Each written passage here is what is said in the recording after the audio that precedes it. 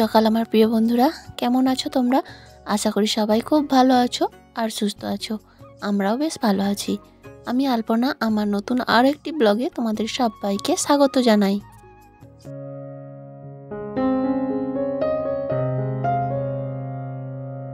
আজকে সোমবার আর এখন সময় হচ্ছে সকাল 6টা। আর ঘুম থেকে উঠে এই যে বাসনগুলো বাইরে বের করে দিলাম আর দিয়ে একটু জলের ছড়া দিয়ে দিলাম। তো এটা গোবর জল দিয়েই ছড়া দিতে হয়, কিন্তু আমি এখন আর গোবর জল দিলাম না, শুধু জল দিয়েই ছড়া দিয়ে দিলাম। আর তারপরে ঘর দুয়ারগুলো ঝাড় দিয়ে এখন এই যে বাড়িটাও ঝাড় দিয়ে নেব।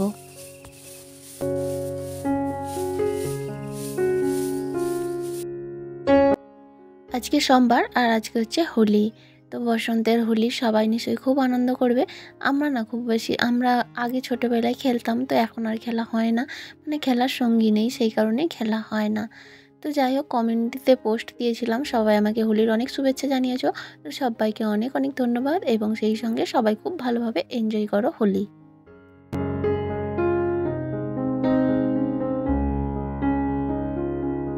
তবে আজকে কাজের খুব তাড়া নেই, কারণ আজকে তো মেয়ের স্কুল ছুটি রয়েছে। তাছাড়াও বাড়িতে আজকে রান্নাবান্না নেই। তো প্রত্যেক বছর এই দিন আমরা একটা জায়গায় খেতে যাই, সেখানে হচ্ছে মহাপ্রভুর প্রসাদ আর কি। তো বিচে গোলা হয়, সেই কারণে প্রত্যেকটা বছর এই দিনে আমরা খেতে যাই। তো আজও সেই জন্য যাব, তাই বাড়িতে রান্নাবান্না হবে না।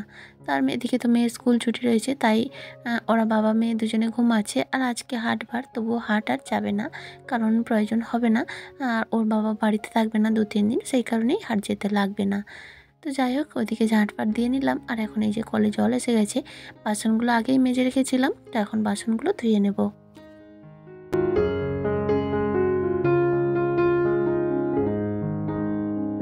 ঝাঁট দেওয়ার পরে এই বাসন ধোয়ার মাঝে কিন্তু আমার অনেকগুলো কাজ আজকে হয়ে গেছে। যেমন জলগুলো সব ধরে নিয়েছি, আর এর মাঝে আমি কিছু কাচাও করে নিয়েছি। ওই একটা মোটা নয় খুব বেশি, একটা পাতলা কাঁথা আর একটা ওই পাতলা কম্বল কেচে নিয়েছি, কারণ ওইগুলো এবার রেখে দেবো। আর বড় ব্ল্যাঙ্কেটটাকে কেচে তুলে দেবো। তো ওটাকে আমি এমনি রোদ খাইয়ে তুলে দেবো বলেছিলাম, তো একজন দিদিভাই বলেছে যে কেচেই তুলতে, কারণ শীতকালে রোদ কম থাকে। তো অবশ্যই ঠিকই বলেছে, যে শীতকালে রোদ কম, এখন তীব্র রোদ আছে। তো সেই জন্যই ভাবলাম ঠিকই বলেছে, কেচেই তুলে দেবো। তো এই মুহূর্তে আর কাচা হচ্ছে না, কারণ তোমাদের দাদাভাই না থাকলে, দুজনে মিলে না হলে আমি ওটা পারি না। তো সেই কারণে এখন রেখে দেবো। আর এই দুটো কেচেছি, এগুলো শুকনো হয়ে গেলে এগুলো ব্যবহার করব। কারণ সবসময় তো আর দরকার হয় না, ওই ভোরের দিকে একটু ঠান্ডা লাগে বা বৃষ্টি হলে ঠান্ডা লাগে, তখনই প্রয়োজন হবে। আর এদিকে জলের কাজটা কমপ্লিট করে চলে আসলাম, দেখো দুয়ারটা নাতা দিতে। তবে এর আগে অর্ধেকটা কিন্তু দিয়ে দিয়েছি, তো দিতে দিতে তারপর জল আসতে জলের কাজ করতে গিয়েছিলাম। আসলে একা হাতের কাজ তো এইভাবেই মেনটেন করতে হয়। একটা মানে ওইদিকে জল আসেনি বলে কাজগুলো, বাসন টাসন মেজে কাচা মানে কেচে রেখে দিয়ে দাঁড়িয়ে থাকবো কেন, সেই সময় নাতাটা একটু দিয়ে নিয়েছিলাম।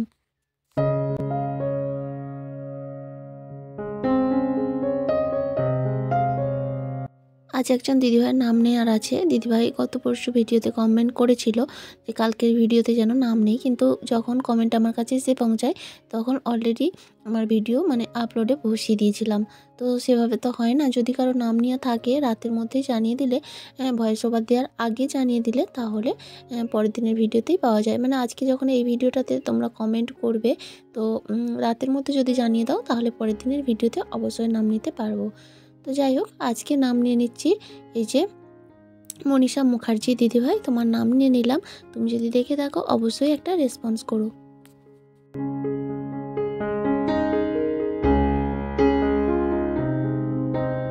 আর এই তো এদিকে বাসি কাজকর্ম কমপ্লিট করে স্নান করে নিয়েছি।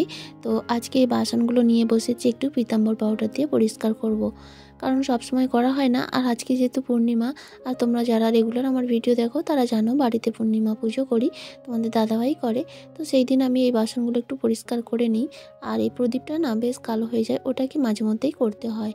তো সময় হয়ে ওঠে না, তাই আজকে ভাবছি সকালেই করে নেব, কারণ এটা আমি সকালের দিকে করি না, একটু বেলার দিকে করি।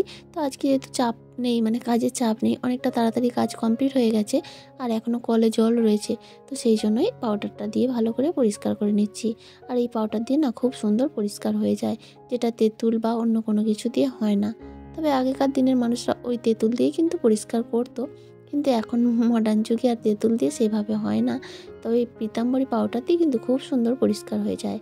আর তারপরে ঠাকুর পুজো দিয়ে এখন চা বানিয়ে নিলাম তোমাদের দাদাভাই আর আমার জন্য, আর মেয়েকে দেবো দুধ আর হরলিক্স।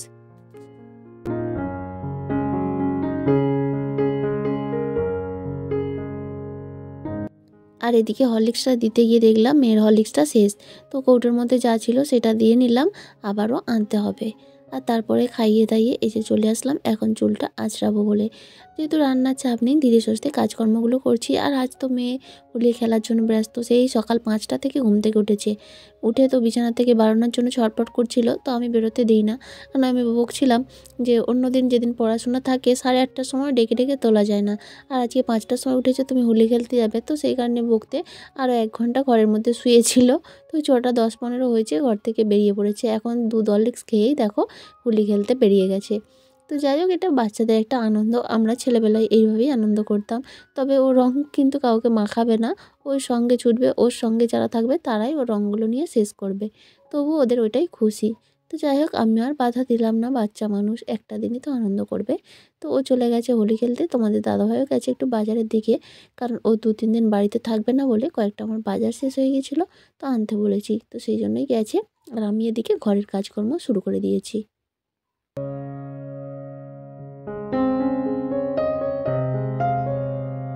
গ্রামের এক অতি সাধারণ ঘরের অতি সাধারণ গৃহবধূ আমি। আর আমার জীবনযাত্রা খুবই সাধারণ। তো সেটাই তোমাদের কাছে একটু ভালোভাবে সাজিয়ে গুছিয়ে প্রেজেন্ট করি। তো সেটা যদি তোমাদের একটু ভালো লেগে থাকে তাহলে একটা লাইক আর কমেন্ট করে জানিও। আর যদি একটু বেশি ভালো লেগে থাকে তাহলে একটু শেয়ারও করতে পারো। আর আজকের ভিডিওতে যদি কোনো নতুন বন্ধু থেকে থাকো, তুমি চাইলে চ্যানেলটা সাবস্ক্রাইবও করতে পারো। আর যারা অলরেডি সাবস্ক্রাইব করে আমার পরিবারের সদস্য হয়ে গেছো, তাদেরকে অসংখ্য ধন্যবাদ।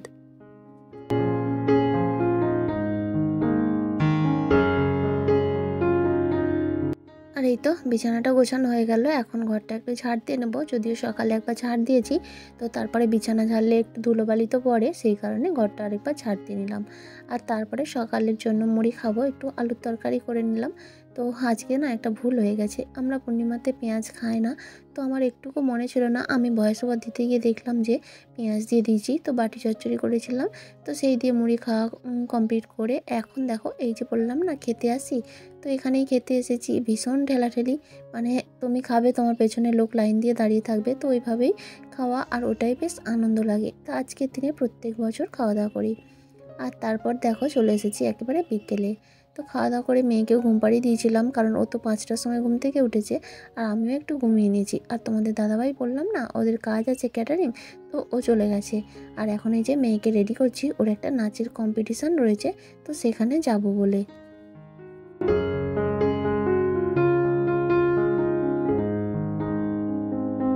আসলে যে যেটা শেখে সেটা যদি কোথাও মানে স্টেজ পায়, নাচ বলো গান বলো, তারা ভীষণ খুশি হয়।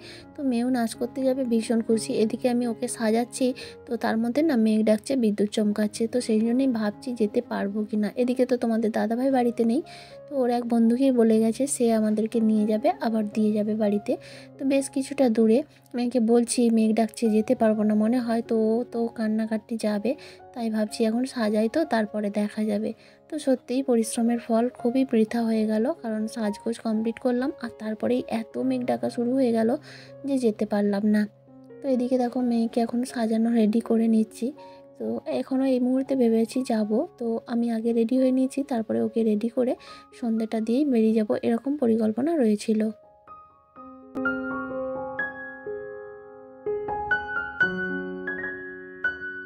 তো ওখানে 5টা থেকে প্রোগ্রামটা ছিল, এখন প্রায় 5টা 10-15 হয়ে গেছে। যেহেতু কম্পিটিশান শুরু হবে 5টা বলেছে, হয়তো আর একটু দেরি হয়ে যাবে। তো সেই কারণেই একটু লেট করেই যাবো, ওই 5:30টার দিকে। তো সেই জন্যই মেয়েকে ধীরে সুস্থে রেডি করে নিচ্ছি। আর ও আজকে একটা ফোক গানের ডান্স করবে, ওই বাংলা আমার সর্ষে ইলিশ। ওখানে না এরকম দিয়েছে যে যার পছন্দ মতো বাংলা গান করতে পারে। তো ওদের ছোট থেকে একেবারে ছোট থেকে ক্লাস 3 পর্যন্ত ক বিভাগ, আর তারপরে আবার 3 মানে 4 থেকে বাকি আছে খ বিভাগ, তারপরে একটু যারা বড় তারা হচ্ছে সর্বসাধারণ। তো সেই ক্ষেত্রে বেশ ভালোই ওদের ক্যাপাসিটিটা ছিল। তো ভাগ্য খারাপ, যেতে পারলাম না, আর মেয়ের মনটাও ভীষণ খারাপ। তো পরে ফোন করে জানলাম ওখানের অনুষ্ঠান ক্যান্সেল হয়েছে, কারণ ওদের ক্যান্ডিডেট ছিল, মানে আমার মেয়েদের বিভাগে 23 জন ছিল, তো 15 জনের নাচ কমপ্লিট হয়েছে, আর তারপরেই ভীষণ ঝড় উঠে গেছিলো। তো সেই কারণে সব কিছু ক্যান্সেল হয়েছে, স্টেজ ফেজ তো সব ভেঙে পড়ে গেছে। তো জানি না পরে প্রোগ্রামটা কী হবে, যদি হয় তো ওরা জানাবে বলেছে। তো যাই হোক, মেয়ে তো খুব খুশি মনে সাজছিল, আর আমিও বেশ আনন্দে ছিলাম যে ওখানে নিজের পছন্দ মতো একটা গান চয়েস করে নাচবে। আর আমাদের একটু মেলা ঘোরা হবে, সেই তো বাড়িতে বসে থাকতে হবে দুজনে, ওখানে মেলা বসেছে, ওই দোলের মেলা। তো সেই পক্ষে উপলক্ষে যাব, পুরো কমপ্লিট, সাজ কমপ্লিট। আর এই মুহূর্তে যখন আমি মেয়েকে একেবারে রেডি করে নিয়েছি, তখন কিন্তু মেঘ ডাকাটা ভীষণ পরিমাণে বেড়ে গেছিলো, আর একেবারে প্রচণ্ডভাবে বিদ্যুৎ চমকানো আরম্ভ হয়ে গেছিলো। তো ওকে বলছি, মাম যেতে পারবো না। তো ও বলছে, তুমি আমাকে সাজিয়ে বসাও, আর যদি থামে তারপরেই যাব। আসলে ওর মনটা না ভীষণ খারাপ হয়ে গেছে, ও যে যেতে পারলো না। বন্ধুরা, এখন বাজে ওই সন্ধ্যা 5:30 মতো, আর আজকে তো মানে দোল পূর্ণিমা, হোলি। তো যাই হোক, আজকে একটা যে মেয়ের নাচের প্রোগ্রাম ছিল, মানে কম্পিটিশান ছিল। তো দেখো, এতক্ষণ ধরে কষ্ট করে রেডি করলাম, আমি রেডি, এদিকে মেঘ প্রচণ্ড হারে মেঘ ডাকছে, বিদ্যুৎ চমকাচ্ছে, কীভাবে বেরোবো, তোমাদের দাদাভাই বাড়িতে নেই।